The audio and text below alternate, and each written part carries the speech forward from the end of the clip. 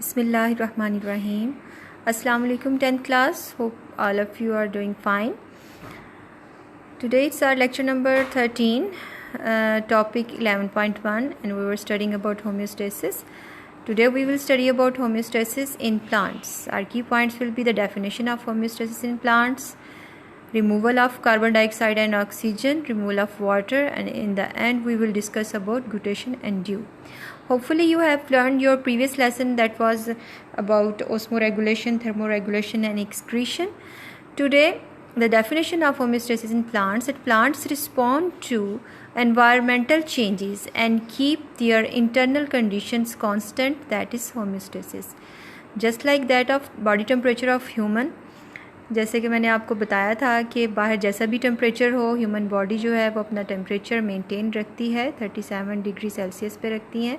इसी तरह जो प्लांट्स हैं वो भी अपना सिस्टम जो है इंटरनल वो चेंज नहीं करते। बाहर के मौसम चाहे गर्म हो चाहे ठंडा हो, अंदर उनका जो इंटरनल कंडीशन है वो सेम ही रहती है, ठीक है। और इस फिनोमेना को आप होम्योस्टेसिस इन प्लांट्स कहते हैं। अब प्लांट्स के अंदर डिफरेंट मैकेनिज़म्स हैं इस तरह की कंडीशंस को जो है वो मेंटेन रखने के लिए। They apply different mechanism for the homeostasis of water and other chemicals, क्योंकि मोस्टली वाटर और कुछ केमिकल्स हैं जिनका जो कंटेंट है उसको वो कांस्टेंट रखना होता है प्लांट्स को, जैसे ऑक्सीजन है, कार्बन डाइऑक्साइड है, नाइट्रोजनस मटेरियल्स हैं, ठीक है। तो सबसे पहले हम डिस्कस करेंगे removal of extra carbon dioxide and oxygen, यानी प्लांट्स के पास जो एक्स्ट्रा कार्बन डाइऑक्साइड है और ऑक्सीजन है वो दोनों टाइम्स पे, यानी डे टाइम पे और नाइट टाइम पे किस तरह से रिमूव करते हैं।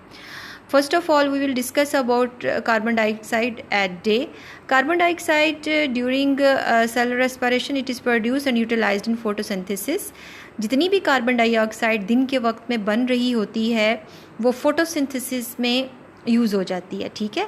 डे टाइमिंग में सेलुलर रेस्पिरेशन में आपको पता है कि कार्बन डाइऑक्साइड जो है वो एज अ वेस्ट मटेरियल जो है वो प्रोड्यूस होती है, तो वो कार्बन डाइऑक्साइड फोटोसिंथेसिस में यूज़ हो जाती है, ठीक है। So it's not released as a waste product. अब चूंकि इसका यूज़ पौधे के अंदर ही उस वक्त मौजूद होता है फोटोसिंथेसिस प्रोसेस की फॉर्म में, तो वो उसमें यूज़ हो जाती है, इसलिए इसको एक्सक्रीट आउट करने की या रिमूव करने की ज़रूरत नहीं पड़ती। Oxygen, what about oxygen at day time? और आप सबको पता है कि ऑक्सीजन जो है वो मेसोफिल सेल्स के अंदर जब फोटोसिंथेसिस होती है तो ऑक्सीजन जो है वो एज अ बाय प्रोडक्ट जो है वो प्रोड्यूस होती है। और ये भी आपको पता है कि at the same time cellular respiration भी हो रही होती है डे टाइम में, ठीक है। और रेस्पिरेशन में कौन सी जो गैस है वो हमें रिक्वायर्ड होती है, दैट इज़ ऑक्सीजन। अब वो ऑक्सीजन जो है वो सेलुलर रेस्पिरेशन में यूज़ हो जाती है, जो एक्स्ट्रा होती है जो पौधे को नहीं चाहिए होती है वो एक्सक्रीट आउट कर देता है, और बाकी लिविंग थिंग्स जो हैं वो ऑक्सीजन यूज़ करती हैं, ठीक है। ये हमने देखा कि carbon dioxide, what happen to carbon dioxide at day time and what happen to oxygen at day time. The next one is carbon dioxide at night time. रात के वक्त भी कार्बन डाइऑक्साइड प्रोड्यूस होती है, लेकिन वो रिमूव नहीं हो रही होती इतनी आसानी से, तो या यूँ कह लें कि उसका रिमूव तो हो रही होती है, उसकी यूटिलाइजेशन जो है वो इतनी नहीं होती, जिसकी वजह से वो बहुत ज़्यादा उसमें जो है ना इकट्ठी हो जाती है। कार्बन डाइऑक्साइड सरप्लस यानी बहुत ज़्यादा at night because there is no utilisation of carbon dioxide. अब ये यहाँ से रिमूव होनी है प्लांट से, तो वो कौन से वेज हैं? सबसे पहला है डिफ्यूजन, ठीक है। डिफ्यूजन का प्रोसेस जो है उससे ये रिमूव होती है कार्बन डाइऑक्साइड। दूसरा इसका प्रोसेस जो है कि लीव्स में और यंग स्टेम्स जो होते हैं, जो ग्रीन कलर के होते हैं, लीव्स जो होते हैं, इन दोनों में carbon dioxide escape through stomata के थ्रू भी जो है वो निकल जाती है कुछ। उसके बाद है जी यंग रूट्स, जो यंग रूट्स हैं उसमें डिफ्यूज़ आउट हो जाती है उनकी जनरल सरफेस से, रूट की जनरल सरफेस यानी रूट हेयर से कार्बन डाइऑक्साइड रिमूव हो जाती है।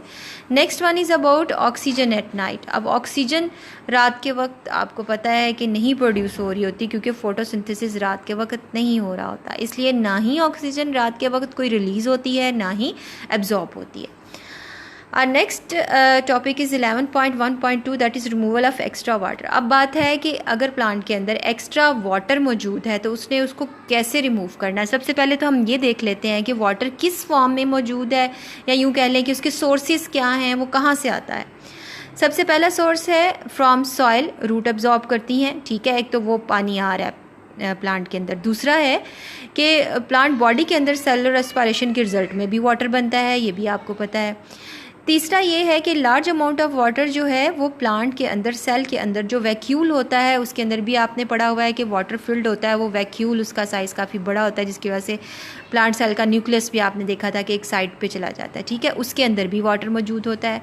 अब एक रूट से आ रहा है, ठीक है, एक सेलुलर रेस्पिरेशन के रिजल्ट में बन रहा है, और तीसरी चीज़ ये है कि उसके अंदर ऑलरेडी भी स्टोर्ड है। अब removal of extra water at day timing में आपको पता है, बड़ा आपने इसको अच्छी तरह से पढ़ा है अपने ग्रेड 9 में, ट्रांसपायरेशन का प्रोसेस, जिसमें आपने देखा था कि प्लांट की जो सरफेस है उससे पानी वेपर के फॉर्म में जो वो ट्रांसपायर हो जाता था जब सनलाइट बहुत ज़्यादा होती थी या विंड जो है वो तेज़ होती थी, टेम्परेचर हाई होता था, ये चीज़ें थी, ठीक है। तो ट्रांसपायरेशन से डे टाइम में वाटर एक्स्ट्रा रिमूव हो गया। अब रात को क्या होगा, रात को तो ट्रांसपायरेशन का वो रेट नहीं होता है, तो फिर रात के वक्त ही होता है, नाइट टाइम में, storage in xylem vessels. Transpiration usually doesn't occur because stomata are close at night. If water content is higher it enter the roots and accumulate in xylem, ठीक है। तो ये जाइलम के अंदर जो है, अगर रूट से वो आ भी जाता है तो उसके बाद वो जाइलम में स्टोर होना शुरू हो जाता है। सेकेंड प्रोसेस है इसके रिमूवल का, release through special pores, that is guttation. Accumulated water in xylem vessels in some plants is released through special pores, जिसको हाइडाथोड्स भी बोलते हैं, present at leaf tips, ठीक है, and edges, लीफ की टिप पे और इसके किनारों पे होते हैं, and form drops, ठीक है। अब इन ड्रॉप्स को क्या बोलते हैं? The appearance of drops of water on tips और edges of leaves is called guttation, इसको गुटेशन बोलते हैं। जैसे यहाँ पे देखिए, अगर आप मॉर्निंग टाइम में सुबह उठें और आप किसी पौधे को देखें और प्लांट के किनारों पे इस तरह आपको ड्रॉप्स नज़र आएँ जैसे मैंने यहाँ पे बनाए हैं, तो दैट इज़ गुटेशन। और ये क्या होता है, ये प्लांट के अंदर ही उसका अपना स्टोर्ड वाटर जो है वो एक्स्ट्रा वाटर है, तो उसने पोर्स के थ्रू, हाइडाथोड्स के थ्रू बाहर निकाला हुआ है, और इस प्रोसेस को हम कहते हैं गुटेशन, ठीक है। दूसरी चीज़ जो आपको मॉर्निंग टाइम में यूजुअली नज़र आती है वो होते हैं ड्रॉप्स, लीफ के ऊपर पड़े हुए ड्रॉप्स भी होते हैं, किनारों पे भी हैं, आपको नज़र आ सकता है, ठीक है। ये ड्यू ड्रॉप्स होते हैं, इनका प्लांट के अंदर वाले पानी के साथ कोई ताल्लुक़ नहीं है। ये कंडेंसेशन होती है एटमॉस्फेयर में, ऑलरेडी जो मॉइस्चर मौजूद है उसकी कंडेंस हो जाते हैं वो वाटर वेपर्स, तो वो ज़मीन पे गिरते हैं, वो घास पे भी गिरते हैं, वो मिट्टी पे भी गिरते हैं, वो पौधों पे, कपड़ों पे, कोई भी चीज़ जो खुले आसमान के नीचे है वो उसके ऊपर ड्यू आपको नज़र आ सकती है, ठीक है। ड्रॉप्स की फॉर्म में लीव्स पे इसलिए नज़र आते हैं कि ये वैक्सी होते हैं ऊपर से, तो ये ड्रॉप की फॉर्म में आ जाते हैं, वरना अगर कोई कपड़ा पड़ा हुआ हो या कोई और चीज़ इस तरह से स्टफ़ हो तो उसके ऊपर वो कपड़ा गीला हो जाता है, ठीक है, या इस तरह से।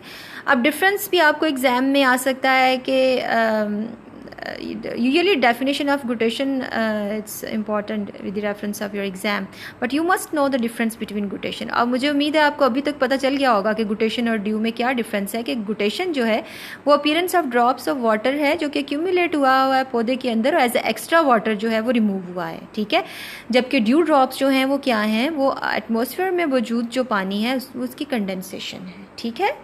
सो today we have discussed about definition of homeostasis in plants, के बाहर जो कुछ भी जैसा भी एनवायरनमेंट हो, प्लांट अपने टेम्परेचर को, अपनी इंटरनल कंडीशन को जो है वो सेम रखते हैं। ज़रूरत पड़ती है उनको डिफरेंट केमिकल्स और वाटर जो है उसकी मेंटेनेंस की, ठीक है, मतलब मेंटेनेंस के एक्स्ट्रा चीज़ हो तो वो रिमूव कर देते हैं, मज़ीद चाहिए तो वो ले लेते हैं।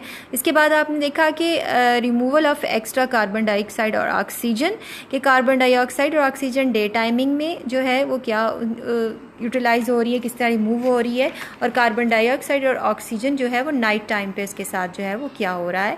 उसके बाद आपने देखा रिमूवल ऑफ एक्स्ट्रा वाटर जो है, वाटर कहाँ कहाँ से आता है, सॉइल में है, सेलुलर रेस्पिरेशन में है, टर्जिडिटी के लिए मौजूद है, तो इसको रिमूव करने के लिए आपने देखा कि डे टाइम में ट्रांसपिरेशन है, रात के वक्त जो है वो जाइलम में स्टोर हो जाता है, और फिर क्या होता है कि जाइलम में स्टोर हुआ हुआ वाटर जो है वो गुटेशन के थ्रू प्लांट से निकल जाता है, ठीक है। तो आपने इसका डिफरेंस भी देख लिया, right. So it's turn off your diary. Learn all parts of lecture and answer following short questions, right. आपने सारा लेक्चर जो आपको मैंने ये सारी हेडिंग्स वगैरह दी है, आपने नोटबुक पे इनके वो नोटबुक पे बुक के ऊपर आपने हेडिंग्स दे देनी है, ठीक है, यहीं से देख लीजिएगा लेक्चर से, और नोटबुक के ऊपर आपने इन शॉर्ट क्वेश्चंस का आंसर जो है वो देना है। नंबर 1 है how carbon dioxide is removed from plant at night, कि रात के वक्त कार्बन डाइऑक्साइड जो है वो प्लांट से कैसे रिमूव होती है, एस्केप होती है, ठीक है। दूसरा है जी डिफाइन गुटेशन एंड ड्यू, ड्यू और गुटेशन दोनों को आपने डिफाइन करना है, कि डेफिनेशन लेक्चर में मौजूद है।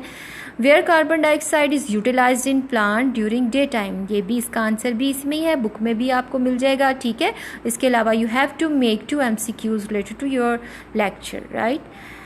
Take care of your self students, stay happy, अल्लाह हाफिज़।